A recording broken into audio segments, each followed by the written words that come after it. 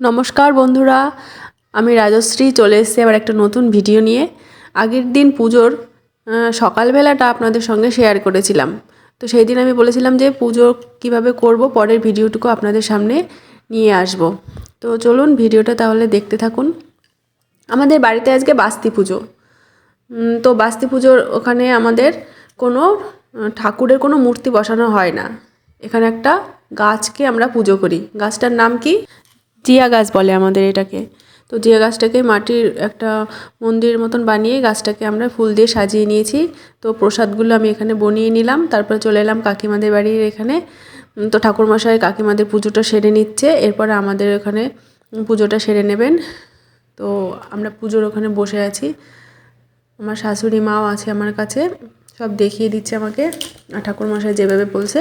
তো এইটা দেখো, সকালবেলায় বলেছিলাম দুধ আনতে যাচ্ছিলাম। তো পায়েস আমাদের এই পুজোর মেন সামগ্রী, তো পায়েস তো অবশ্যই হবে। আর ঠাকুরমশাই এখন পায়েসটা রান্না করে নিচ্ছেন, এরপরে পুজোয় বসে গেছেন। তো আমি আর আমার শাশুড়ি মা অঞ্জলি দেবো। তো তোমাদের মধ্যে কি এই পুজোটা হয়? তোমরা একটু কমেন্ট করে জানিও। তো তো হলে একটু কমেন্ট করে জানিও। তো ঠাকুরমশাই এখন মন্ত্র পড়ছে, আমরাও সাথে সাথে একটু পরেই অঞ্জলিটা দেব। তো সকাল থেকে এমনি না খেয়ে আছি, পেটের মধ্যে গুড়গুড় করছে। আর পাশ থেকে কাকিমাদের যেহেতু পুজোটা হয়ে গেছে, কাকিমা বারবার বলছে, মানে প্রসাদটা বারবার দেখাচ্ছে যাতে আমার একটু লোভ লেগে যায়।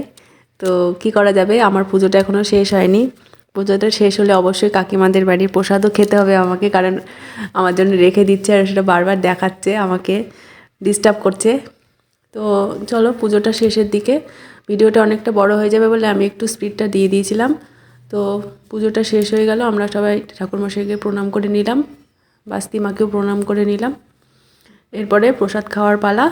তো ভিডিওটা আজকে আমি বেশি বড় করছি না, তো ভিডিওটা আজকে এই পর্যন্তই রাখছি। তো ততক্ষণে আপনারা সবাই ভালো থাকুন।